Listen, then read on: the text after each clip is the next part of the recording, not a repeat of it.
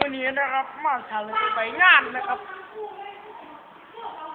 ผู้ใดได้เฮ็ดแบบกับผมนะครับขอเฉลยนะครับเขาไปเบิ่งได้ที่ YouTube นะครับนะครับผมคำตอบนะครับแล้วผมจะเอาใบงานแบบจ่อยๆมันให้เบิ่ง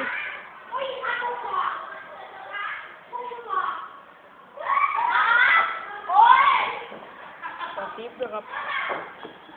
เกินมาขอ11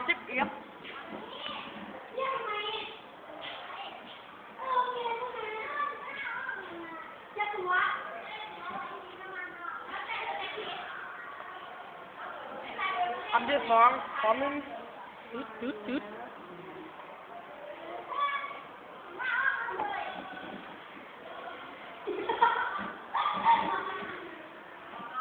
อันนี้เก็ดนะครับ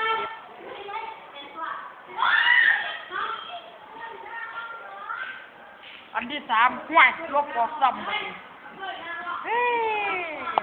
นี่ครับใบงาน